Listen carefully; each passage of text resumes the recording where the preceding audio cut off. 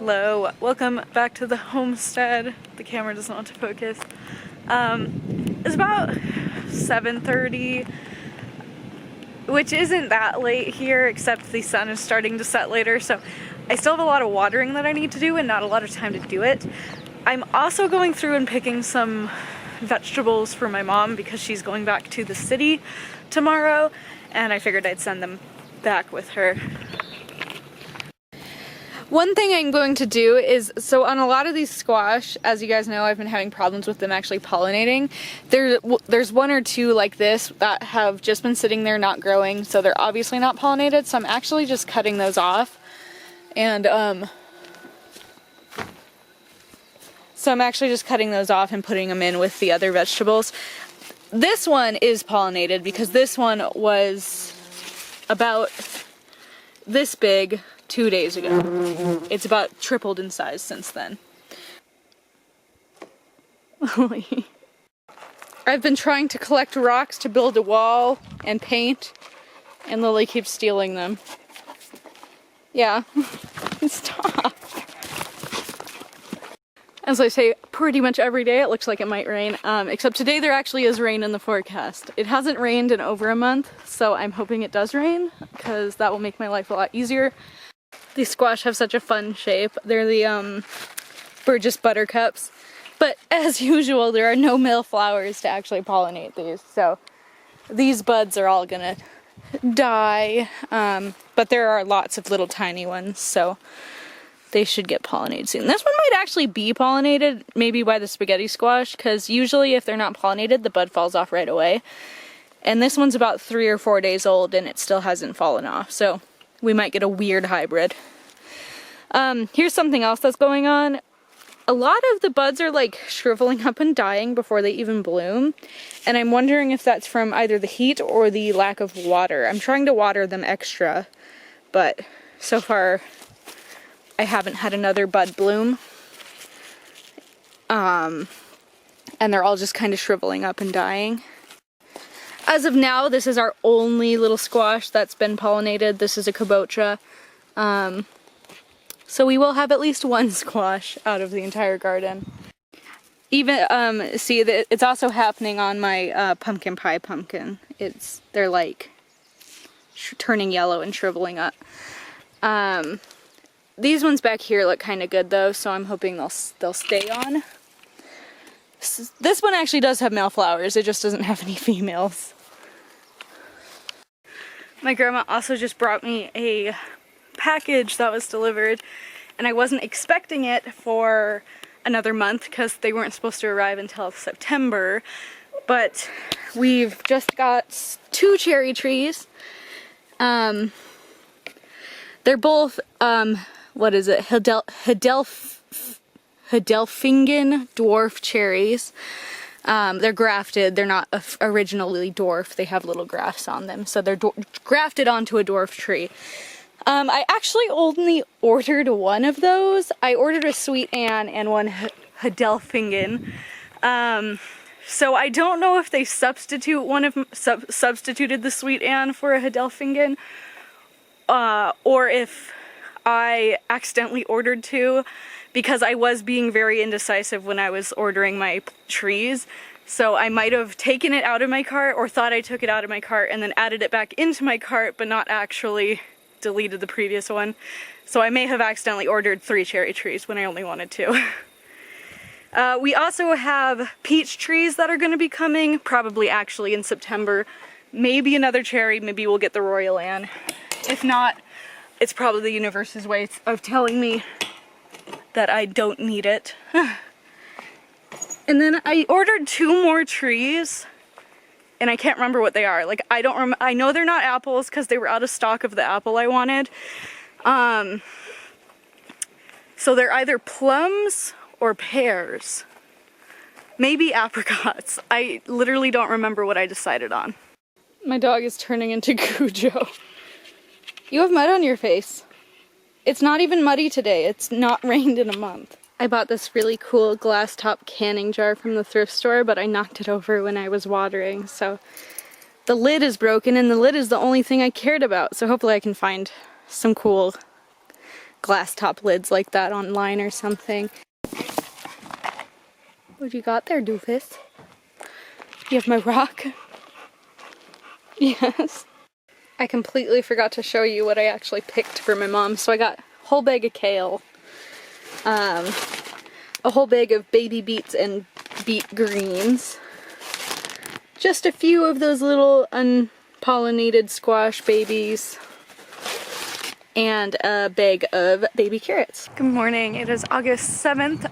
It did rain last night, so I'm very excited. I don't know how much. I have to go look at the rain gauge and see if we actually got any water. Oh, we got a lot of water. Okay, so we got this thing pretty much full of water. This one is about a fourth full of water. Lily, stop drinking my water. And then, let's see how the rain barrel is. The rain barrel is about a quarter full.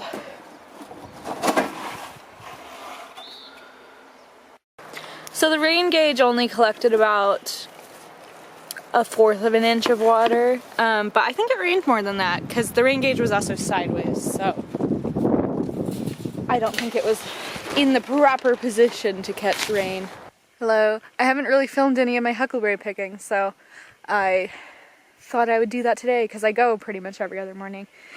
We found a little patch over here on the side of the road, so let me see if I can find a berry on the bush. Right here.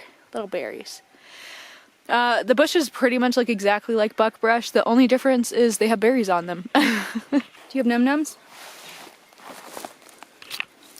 This one is mine. Right in your face. Yeah. She has to pick off the bush that I pick off of. I know. It's the only way she knows they're good berries. She had a hard day of huckleberry picking, and now she will sleep. And here are all the huckleberries we got. I got probably, I think 6 cups, and I think Grandma got 4. The first of our summer squash has grown. It's a little Gilbert Englisher. Hello, it is August 9th, and I am in the process of turning all of the Oregon grapes into jelly.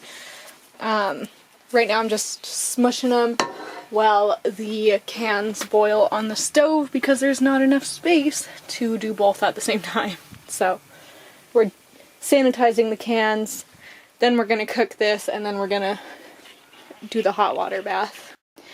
I had enough for 7 little 4-ounce containers because I like my jelly to be in little containers so I don't just have a big container open in the fridge all the time. And then enough left over for almost a full 6-ounce container, which I didn't prep this container, so this is the one we're going to be eating in the house because it's not going to store long term. But that's fine, I wanted one for the house anyway. I have the leftover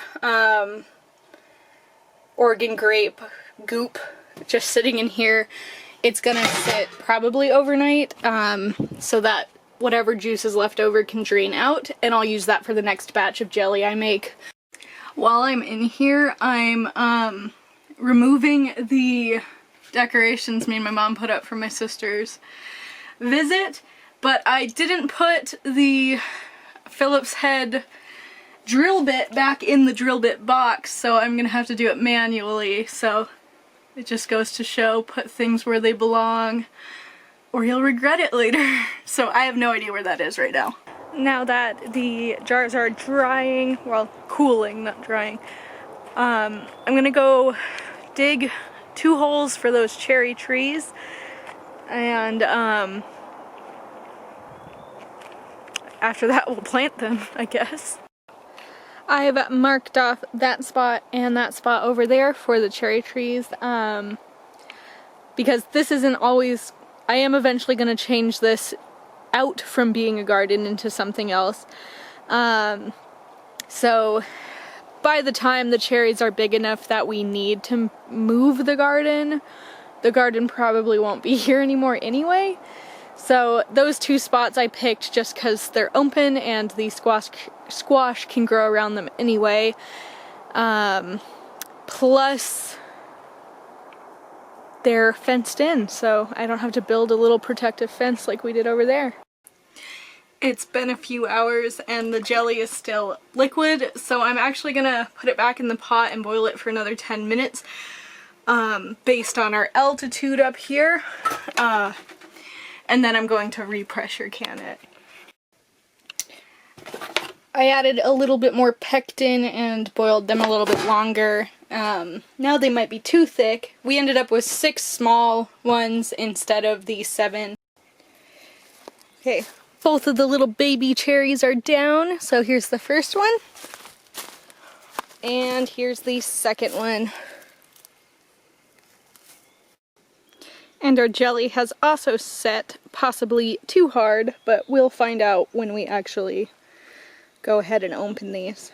Morning, it's August 9th, and I have found another patch of Oregon grapes that are ripe, so I'm gonna get ready to pick those.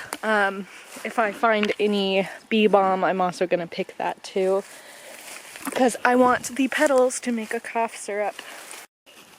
Oregon grapes are pretty spiky, so if you get like a dry leaf, it'll leave little thorns in your hand.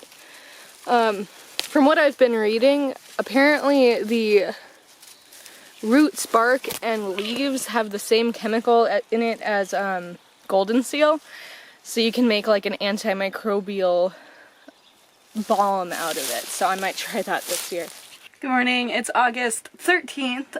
This vlog is probably going to be a really long one because my mom has the computer we usually edit on and she's going to be gone for 10 days, so I'm just going to film while she's gone. It's getting colder, so Lily's practicing wearing her coat. She is not happy about it. She's doing the thing that most dogs do. She thinks she can't move because she has the coat on. So she's whining at me to help her. Your eyes are so goopy. I got the world's cutest containers at the antique store. It's a set of 4, but I have one for Lily's dentist sticks because she likes to chew on things. One for Babu's little chicken snacks because she has no teeth, so she has to have soft little baby snacks. And then there's also one that I've used to put Babu's old kibbles and bits in, which she doesn't eat anymore because she's stubborn. So somebody will eat those, some dog, somewhere. And the other one we're using to put Babu's wild weenies in. So I sent that one home with my mom because there's only one store we found that we can buy those at, and it's in town where my mom is. Lily, eat your food. Fine, we'll take it off. We'll take it off, whiny girl. We will take it off. You're free. Now can you eat your food? Yes. You can now eat now that you don't have a coat on. I'm getting ready to make another batch of Oregon grape jelly. This will actually be the 3rd batch because I made a second one the other day to see why the first batch didn't set, so I cooked it longer, and the second batch almost set, but didn't quite. So what I'm gonna do this time is add about a tablespoon of extra pectin and it should be fine. Once I've filled this container twice, I'm gonna wash off the berries in water, and then I'm gonna let them soak in a different thing of water for basically the whole day, and then right before bed I'm gonna boil them down and let them strain through a washcloth or a pillowcase overnight to collect all the juice, and then in the morning I'll make more. It's now August 14th, and I'm gonna go on a walk to see if I can find any of those poppies that I spread around. They'd already be to seed by now, but I just want to see if they grew. Lily is eating tree bark as usual. Is it delicious?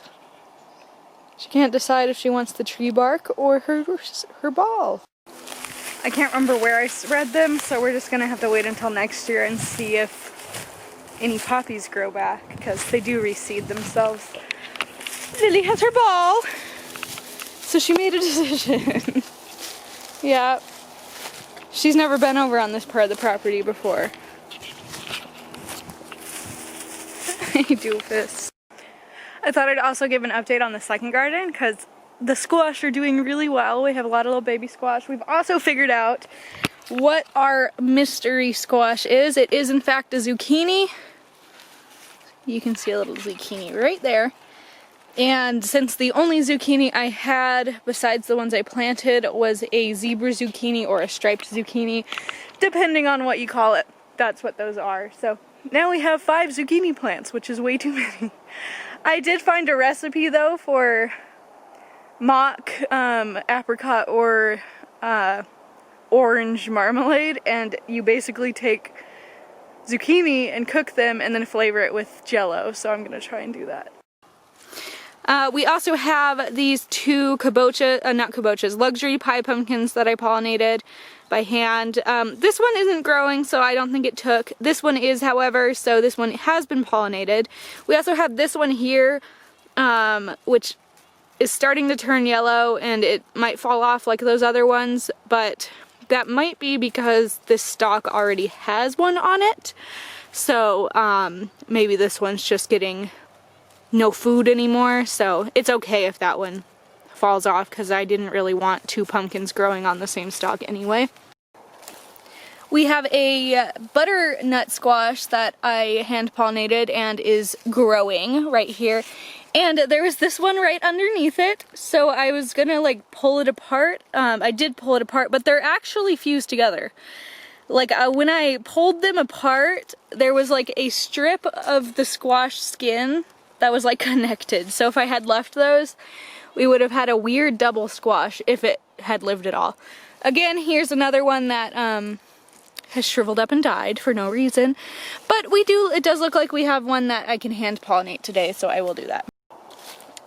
Something ate all of the wild strawberries in this bed, and I don't really know what it would have been because all of the ones in this bed right next to it are fine, and nothing else got chewed on. So like if it was a mouse, I don't know why it specifically targeted this bed, or if it was a squirrel or what. It's very strange. We have lots of little runners going out.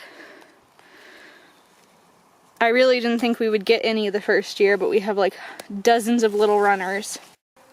There are lots of bees in the garden today, and they are definitely going to all the flowers they can find, so hopefully they'll do some pollinating too. We might get some weird hybrids, but it's okay. We'll see what happens. When she first got that ball, it was pink. It's not pink anymore. I thought I'd give an update on the second garden as well. We do have this golden zucchini that I hand pollinated, but I can't tell if it's getting bigger or not. Usually with zucchini they like double in size like the next day, but I don't know anything about the golden zucchini. On this plant there actually are no female flowers at all. There are only male, and on this one there are almost no male. There are actually no male, so I almost wonder if these are a single gender variety of plant. In which case it's probably a good thing that I planted two, because I don't think we're actually going to be getting any fruit from that plant. We've got a little UFO squash. That's not what they're called, but we got a little UFO squash that I hand pollinated, as well as two others on the other side of this fence. And I think they've taken, because usually if they haven't, their flowers fall off immediately. The lettuce that we cut a couple days ago is already growing back, so by the time my mother comes back, she will have more lettuce, because I do not really eat lettuce. The carrots are doing pretty well. Some of them are pretty big, sticking out of the ground, so the tops will be dried out, but that's a good sign anyway, because it means they're doing very well. Almost every tomato plant we have has tomatoes on it, so the Pantano Romanescos, they're kind of a ruffled one, sort of like the Costolito Florentinos, but they're not as dramatic, and they're the sort of tomato that I always say looks like 3 or 4 tomatoes stuck together, just because of the shapes they end up having. Our strawberries are getting pretty big. They're almost the size of a small store-bought strawberry. Our rescued strawberries, 2 of them are doing okay, and then this one in the middle has just completely gone insane, and it's sending out like 6 different runners. So, yeah, there's a runner. I'm assuming that's going to be a runner because it looks weird. There's a runner, and there's a runner, so we are going to have lots of clones, which is all I was hoping for. We have lots of hidden cucumbers. Pretty much any of these that you pick up has a little cucumber hiding underneath it. I think there's one in here too. Yep, there is one hiding in here as well. If I can get it in the shot. There we go. This one I actually think has 2 cucumbers on it, if I can find the other one. Maybe not. Maybe something stole it. A squirrel or something. I got our 3 biggest apple trees staked and supported because they were starting to get a little crazy. Maybe someday in the future I'll do something wacky with them and turn them into heart shapes or something. I don't know. Our snow peas are still flowering, but there are not as many peas actually growing on them, so I haven't decided if I'm going to uproot these yet or not. I might just leave them and see what happens. I have enough peas saved for seed for next year, so I'm gonna wait like a little while and see if we get a second wave of peas, or if it stays kind of slow like this. Yeah, there's 1 or 2 peas just hiding, but that's about it. You can actually see a lot of the tomatoes better from outside the fence, because this is where all the sun is, so this is where they are all sprouting from. I don't usually catch this on camera a lot, but Lily sleeps in like the weirdest positions. You moved. She has some weird ones though, so I'm gonna try and get a few of those on camera today if I can. Like, she contorts worse than a lab. You're gonna have bad hips when you're old. I also haven't shown the African huckleberries in the wild. They are growing berries, and they're bigger than I expected. Like, some of the ones in the garden are like the size of little grapes. It's kind of interesting. Nothing has started to ripen yet as far as I've noticed. My grandma started work on sanding this bench down, but Lilith stole her sandpaper, so I'm gonna finish it for her. She's already shown me which paint she's using. It might already be sanded enough. She just wants it smooth enough that it doesn't catch on your leggings or your pants or whatever if you're wearing a thinner fabric. After 20 minutes of chasing Lily, who was chasing turkeys, and then about 10 minutes of actually painting, we have a brown bench. The black parts will need to be repainted, but I figured that much anyway. We do have some black metal enamel. The underside still needs painted, but right now I'm just letting the top dry, and I will probably be painting some white flowers on them along the corners. I just don't know what kind yet, so I'll do that in a little bit. Lily got put inside for chasing turkeys. She's a sad girl. Yeah, I know. You know how to mope. It's your one talent. But you're staying in here because you're being a brat. Let's look at your paws, since you're running about 60,000 light years an hour. Yeah. You have muddy feet. You have muddy feet. But they're not scratched. We've got another batch of jelly, and this one has set perfectly. It's still a little bit warm, which is why it's moving. But once it's fully cool, it'll be the consistency I want. Today is August 15th. I'm gonna go ahead and finish painting that white bench that I started like a month ago, because it's just been sitting in the shed blocking the door forever, and I was just waiting for a warm day to do it where I wasn't doing something else already, and today is that day. This paint is super thin, so I'm actually going to only do 1 coat on the underside, and that's just going to be as a protective layer against the elements, but we're not really going to be seeing that side, so it doesn't need to look too nice. I will do a couple more coats on these side pieces though, because you can see those from the top. I didn't like the shade of blue I was knitting Babu's blanket in, so I got a pastel blue at the thrift store and I'm redoing it. And I like this one a lot better because you can actually see the colors in the old yarn. I found a petal spider that caught a bee. And this is probably the biggest one I've ever seen. It's about the size of a pea. I've never seen any bigger than, I'd say, a grain of wheat. And this guy's pretty smart, which is probably why he's so big, because I don't think I've ever seen one catch a bee before. These runner beans are really taking over the whole trellis. This one right here is just one plant. The other plant is not quite to the top yet, so all of this is just the one plant that survived on this side. I don't actually know what's supposed to happen when these flowers get pollinated. I don't know if runner beans grow in pods or if they literally just grow a little bean on the plant. But so far I haven't really seen anything happen, so I don't know if it's going to be one of those things where one day I'll wake up and there will be 6,000 beans on here, or if something's not quite right and they're not pollinating properly. Lily's eating the wheat, because I haven't really picked all of the wheat out of here. And before I forget, it's been on my to-do list for like a week to build this thing a sling, because it's getting a little bit deformed. So I really need to get a sling under it so that it's being supported. And this little one here is definitely pollinated because it was not that big yesterday. I'm very excited. I've decided to make the squash slings out of some old socks that I've lost the twins to.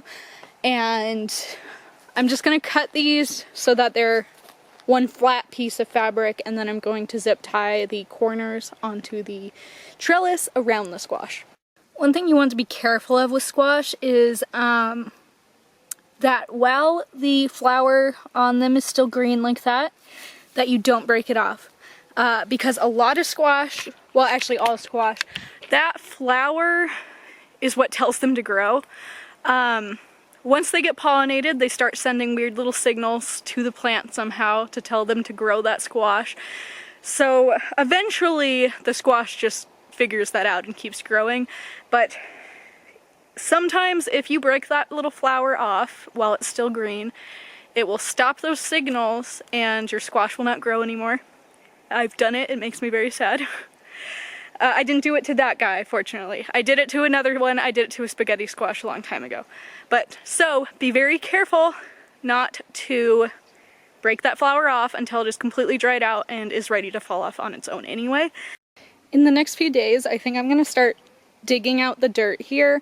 Well, not really digging it out, but digging it up so that it's loose, and laying down some cobblestones we have that my aunt and I have found at various points in time, because I think it would look real cute to have this triangle here filled with cobblestones. All I want is for these tomatoes to start ripening before my mother returns, because she's the one who likes tomatoes. We've got our first ripe pepper, and it was the tiniest pepper in the land. So all this time I've been calling these ones Mad Hatter peppers because that's what I thought I bought, but apparently these are the burrito peppers, which is what I thought I accidentally bought this jalapeno instead of, but apparently I bought the jalapeno instead of the Mad Hatter. I just assumed this was a Mad Hatter because they grow upside down, so I thought that's why it was called that, but I guess they just do. I always take the dog's collars off when they go to sleep, but I always forget to put it back on in the morning, so half the time they just run around looking like homeless dogs because they don't have collars. She literally just lays like this all the time. I don't know why you do that. Am I making fun of you? Every morning I wake up to this thing staring at me. Are you pouting? Pouting like a child? For no reason. The door is open. You can go play outside.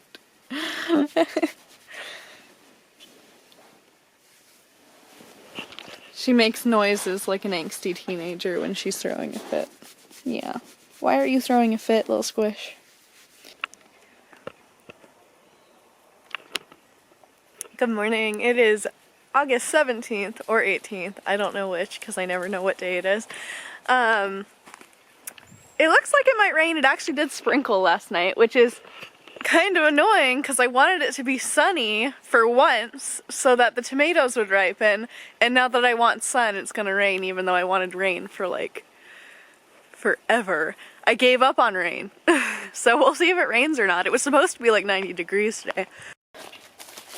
I was looking at the acorn squash, and our first little itty bitty baby acorns are starting to grow on the end of the squash. Let me see if I can find them again. Oh, here they are. Oh, they're so tiny. They're so cute. I'm so excited. Lots of bees again today. So once the flower season for all of these squash and stuff is in full bloom, I don't think we have to worry about pollination because there are so many bees. The only reason I have been hand pollinating is because I've had to pollinate using old flowers that weren't blooming anymore. Lily, please stop trampling my vines. I swear this moringa was not this long last night. It is encroaching into the wrong territory, so I'm gonna scoot it over a little bit. But we do have little baby moringas too! I'm so excited. Pretty soon Lily's not gonna be allowed in here at all because all of these vines are gonna be on the ground and she's gonna want to play with all the weird green balls. So unfortunately we're gonna have to reinforce that gate because she can squeeze through it. Which means a deer could probably squeeze through it, but so far none have tried. I'm gonna guess that rabbit or whatever it was I heard last night is what's been eating my poor little strawberries. There's an easy solution to this, and it is to put these out of reach of rabbits. Our little ground squashies are now protected. If they outgrow the bags, I'll get them bigger ones in the future. These should also probably help keep them a little bit warmer. I don't know that for a fact, but it seems like it would. What you got, Squishy Bear? You got a water bottle. You stole a water bottle. Kill it. Come on, Squishy. Run, run, run. Run, run, run. Yes. I'm talking about you. Who are you barking at, you doofus? The deer. She's never coming back. The problem I have when calling Lily back is she's kind of like a teenager. She'll just like saunter back. So she'll be coming, but not very quickly. So you don't know if she's coming or not until like 45 minutes later when she shows up wagging her tail. Because she walked the whole way. So let's go find her and make sure she didn't jump a fence or something. I doubt that. She usually stays inside fences. Now the question is, how do you train a dog to chase deer? But not chase them until the end of the earth, because I have no idea where she is. She just shows back up eventually, but I don't like her wandering around, especially today, because she doesn't have a collar on, so she looks like a homeless little mutt. So I figured out why she wasn't answering me. She killed a deer. No, I'm kidding. But she did find a deer graveyard somewhere, so. When she has bones, the world does not exist, but she can't have bones because she gets the splinters stuck in her jowls. And now that our doggy is home, it is time to actually fertilize. We're about an hour and a half behind. But since it is kind of an overcast day, it's not too hot to water right now. Because usually you can't water once it gets really hot because it will just either evaporate or it will boil the roots. So I am out of the Miracle-Gro organic water-soluble stuff. So what I'm using instead is it's the fish emulsion. So there are two dosages that you can do with this. You can do 1 tablespoon per gallon, which is a general supplement, or you can do 2 tablespoons per gallon, which is for plants like the snow peas that have already had a full crop but are about to have another one. So I'm gonna give the snow peas 2 tablespoons. I'm also gonna give the potatoes 2 tablespoons, but that's only because I never actually fertilized the potatoes even when I planted them, they didn't get any fertilizer like everything else did. So the potatoes will also get 2 tablespoons. Everything else I'm fertilizing, the squash, will be 1 tablespoon. I am not fertilizing the tomatoes today because I have already done that. If I do, it's only going to be the ones that are kind of behind, like the 2 that I broke the tops off of, or the hail broke the top off of, and maybe the twins. But I did fertilize them recently. I will not be fertilizing the apple trees. You don't want to fertilize apples after spring, because if their roots keep growing into the winter, those roots will freeze and break and kill the plant. So any roots they have now, I want to harden off before winter sets in. It looks like our first garden huckleberries are starting to ripen. And there's 2 more on here that look like they're turning purple. So pretty soon we'll get to see what those actually taste like. I'm pretty sure they're bitter though, because the packet said to use them in jelly, not to eat them. I found a little nomadic bee pollinating. It's so tiny.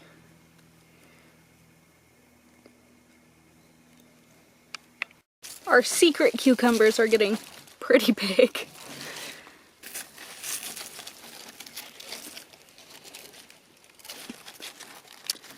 Now let me see if there's any more. Here's one. Here's one. And this isn't a squash, but look, we have little baby, I think these are the Pattison Golds or something, custard squashes. They're a winter or summer squash, depending on how long you let them sit. Picking the branches off of these takes forever. I have been doing it for probably about 2 hours, and I still have about half an hour left of berries to do it with. But it looks like I might actually get a full gallon, which would be kind of nice, and would be about the right amount for 2 batches of jelly. Good morning, it's August 18th, and I'm boiling down this batch of Oregon grapes. They sat in the water a little too long, so they did start to explode. So what I've decided to do, so that I actually get all of the Oregon grape juice instead of just some of it, because there's not a lot in a berry, they're very seedy, I just dumped the water they were sitting in here as well, and I'm now going to boil it down until it's about 1 inch deep with liquid, and I'll drain it as normal and reconstitute it with apple juice when I make the jelly. So I'm making Oregon grape concentrate today. Since I don't have a jelly bag or a nice strainer, I'm actually just using a pillowcase. Double layered, so top and bottom layer of the pillowcase, and I'm just putting all the berries in there and letting it sit. Before I do that though, I actually press it through the strainer to try and get as much of the juice as I can, because not all of it does drain naturally. The only reason you use a gravity strainer like this is to get jelly that's not lumpy or anything. And I just like how it looks when it's like that. So you don't get as much jelly if you do this. If you want a lot more jelly, you can squeeze it all through the strainer manually and not do the gravity feed at all. It's just that it will be a little bit of a cloudier, grainier jelly. And my first batch was like that. I'm also going to soak a 1/4 cup of bee balm petals in a cup of apple juice, and then when I reconstitute the Oregon grape juice, I'll use this apple juice as well, so that it's bee balm infused jelly. It is a rainy day today, which is kind of nice, and it will be good for the snow peas, so hopefully this means we'll get some good, like a good final crop of snow peas before I pull the plants, because they're not gonna, there's no way they'll do a 3rd crop. It's way too late in the year. They should have been done growing by the start of August. It is a rainy day today, which will be pretty nice for the snow peas. So hopefully the final crop from them isn't going to be as mealy and starchy as the peas we've been getting. Somehow, despite all the calcium I gave these tomatoes, this plant already has end blossom rot. I think that one's fine. Yeah, so this one does, so I'll give it more calcium. It is possible that could be a fungus, not end blossom rot, but we'll find out. It'd be a shame if it's a fungus. The twin tomatoes are actually completely fine, so it's just that guy. These tomatoes are getting pretty big. I'm very excited. I actually don't remember how big these ones get in total, so I don't even know when these are going to start ripening. When you guys buy your rot stop, make sure you buy the concentrate, not the pre-mixed already, like in the little spray bottle, because once you do the math, you're getting about 1/8 of the actual calcium in total. And in my case, I paid exactly the same price. And I don't even use the spray bottle. I mix the calcium into their water when I water them. So the spray bottle doesn't do anything for me anyway. You are supposed to spray it on the leaves in moderation, but you can buy a spray bottle from Lowe's or Home Depot or whatever for like $3. So this gate, I hate it so much. So even if you do want to spray your calcium so that the leaves can absorb it, you can still do that with the calcium concentrate. It just is kind of weird to me because the sort of person who would be the sort of person to buy calcium carbonate is not the sort of person who is like, you know, but I'm too lazy to mix the calcium. I always forget how long it takes to boil water out of these things until I decide to do it, and then I'm here for 70,000 years. I've just been doing all my other chores while waiting for this to boil down. It's very hot in here, but I don't want to open the door because this stove actually barely gets hot enough to boil things, and it boils better when it's hot inside the building than when the fans are on or the doors are open. So that is what it's going to do for a while. Hopefully it doesn't burn, because that would be quite sad.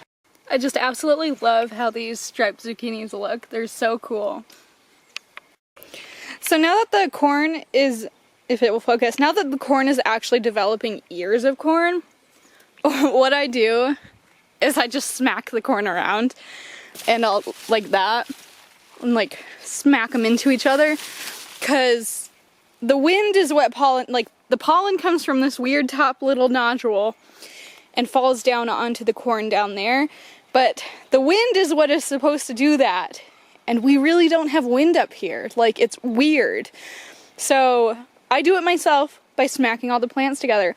And if I have a short little plant like this, it's real nice because then I can just do that. But I do it a little bit every day to try and get as much pollen on these stalks as I can, because this year's corn crop was not successful. But instead of buying more corn seeds, I do want to save these seeds because these seeds have survived in our kind of weird climate up here. So they'll be better suited to grow another crop for next year, even though this crop was not very big. So all I need is 1 or 2 corn ears that I can dry and save the seeds from. As for this crop over here, the brass orange or bronze orange or whatever they're called, I've been so worried about these ones because they're just so, well, I mean, those ones are short, but these ones haven't started really growing nodules at all. And then I was rereading the packet, and this is a dwarf corn. So it doesn't get any bigger than 3 feet tall. This is as tall as it is going to get, so it's actually doing good. It never ceases to amaze me how quickly the squash grow once they've been pollinated. I don't know if this one is growing anymore. I did accidentally break the flower off the end. It'd been dry for like weeks, but it's at the size where the growth is so incrementally small compared to the actual size of it that you don't know whether or not it is actually growing. As for our runner beans, they are growing pods, little tiny ones, little fuzzy ones, almost like an edamame. I also reread the packet for these, if I can get it to focus, and it said you eat these like snap peas, but it seems a shame when the beans themselves are like these nice big black beans. So I'm gonna save some to eat as actual beans and see how they taste. If they're not any good, then next year we'll just grow them as a late season snap pea. All of the sudden, because this butternut squash was growing very slowly, like it really didn't get much bigger and I wasn't even sure it was pollinated, but all of the sudden it's like doubling in size every day. So there wasn't any squash to hand pollinate today. In the first garden there was a black beauty zucchini, but I didn't actually have any male flowers on hand, new or old ones from that plant. So what I did was I pollinated it with one of the golden zucchini flowers. So we'll see if that one takes, because if it does, that'd be kind of interesting, and maybe I'll save those seeds to plant for next year and see if we get a weird hybrid or if it's just sterile. I finally got stung by a yellow jacket. I was sitting in the chair bouncing my leg and it went behind my leg and stung me. It actually hurt. I get stung a lot. It's sort of my main character trait, getting stung by things that can sting. But it hurt more than any sting I've ever had before. It was very strange. I don't know if it was just the location or if it was like nerve pain or something, but it was like I was being stabbed with a knife and I could barely walk to go get the Benadryl. But I have been stung by yellow jackets here before, not this year, but in the past. I even pissed off a whole nest of yellow jackets and got stung about 7 times.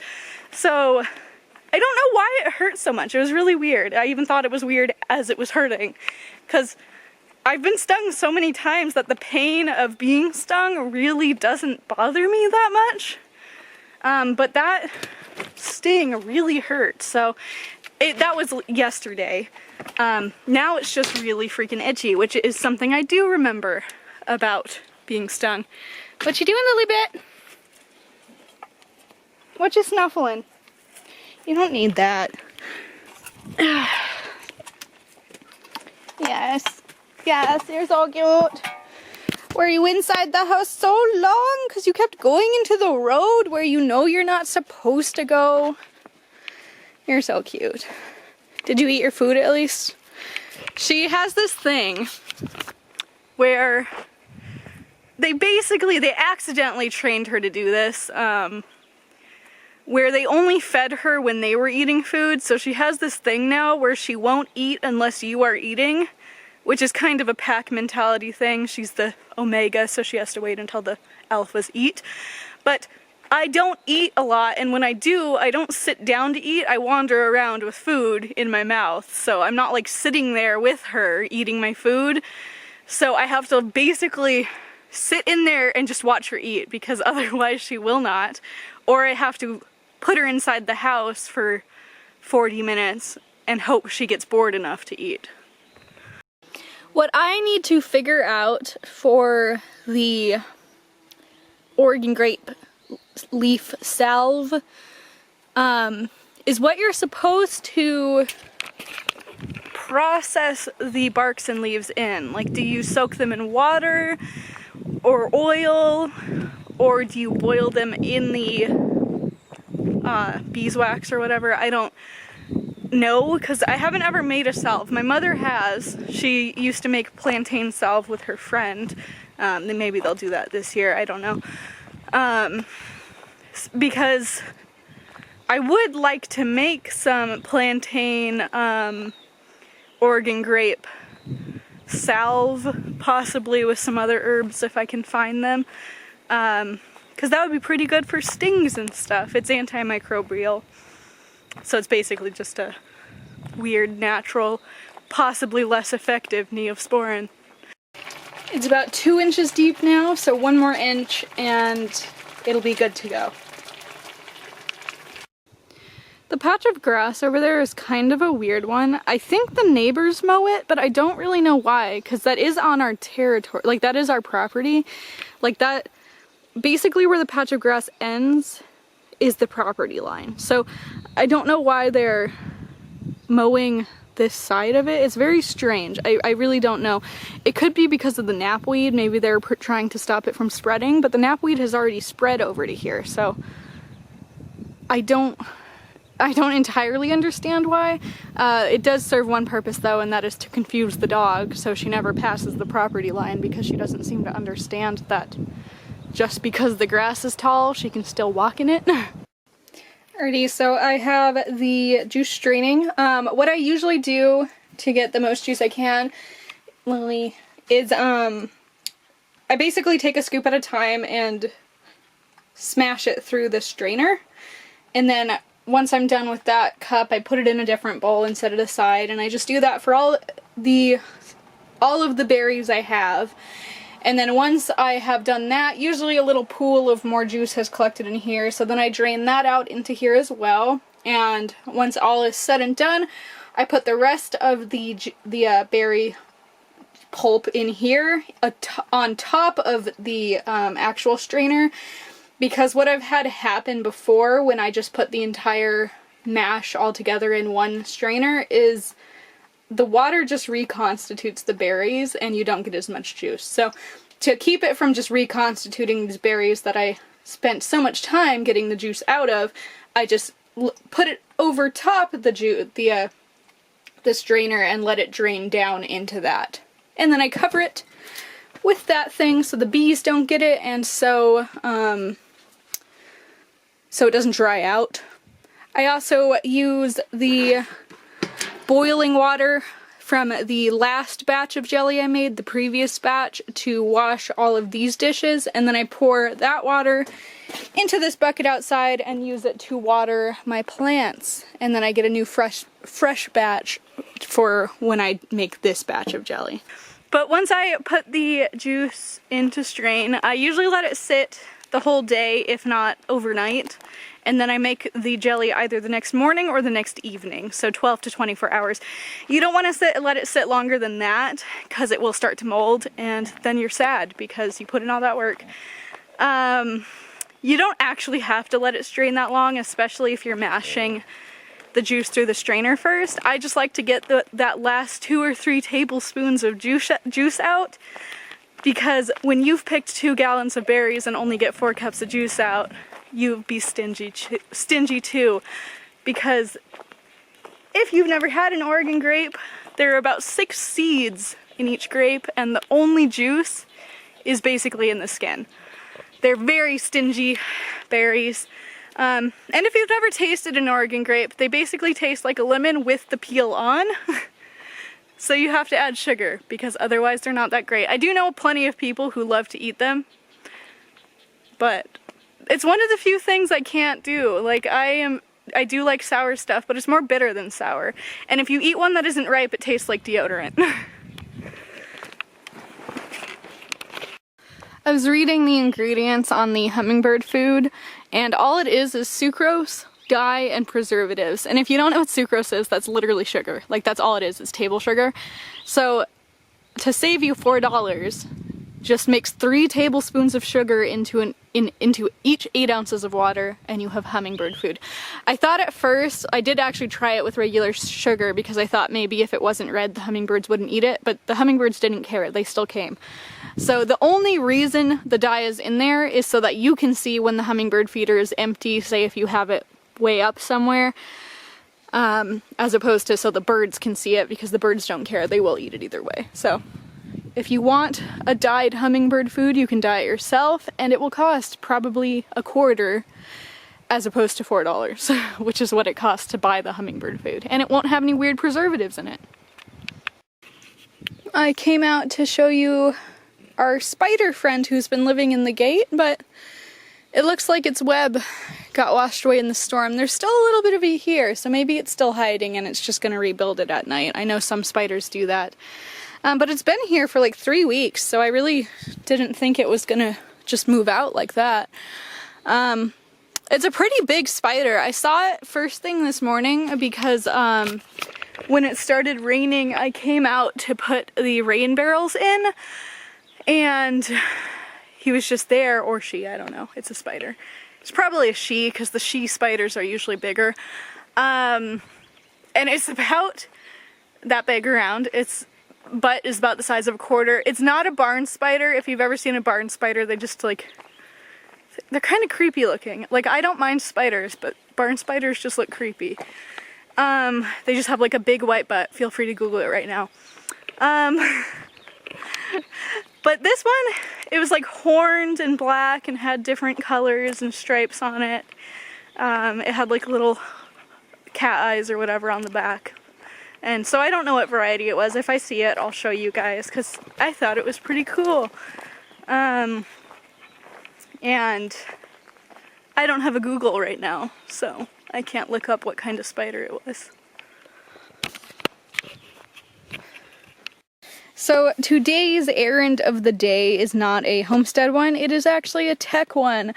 I need to organize my computer backup. I do it about every 3 to 5 years, because if you are a graphic designer or a writer or anything like that who makes a lot of files, you know that you eventually lose track of where literally everything is. And what I tend to do, because I've had a few computers in my lifetime, is I will randomly select every file on that computer and transfer it to a USB drive, and then I'll put that folder inside of another folder to organize the front of the front page of the USB drive, and then I'll keep doing it. So I eventually have a weird tunnel of files, like hundreds of thousands of files from bunches of computers, all mixed together, not labeled or anything. And so I have files that are 13 years old. And so what I do every 3 to 5 years is organize every file on my backup, and then I copy that new backup to my 2 extra hard drives and 2 different USB drives I have. And then to every single computer or laptop I have currently at that point. And it just makes things simpler. I even have files from a computer that I didn't know I had files for, because a long time ago I gave my cousin an old laptop of mine, and the only rule I gave him was that he could not factory reset the computer because it still had files on it that I wanted. And then that is of course the one thing he did do. He factory reset the computer and all of my files disappeared. So for years I thought those files were gone. And then one day I was following a good old folder tunnel and found the computer backup for that laptop on my USB drive, and it had just been there for 8 years. So I always like go through my tunnels now, because I still do that. I build a little Pompeii of cities on top of each other in my USB files. And as a graphic designer and a writer, I make about 7,000 files a freaking year. And that's not counting the duplicates. Like when you're a graphic designer, you have the raw editing file, and then you have the JPEG or the PNG file. So every file has 2 to 3 copies of itself.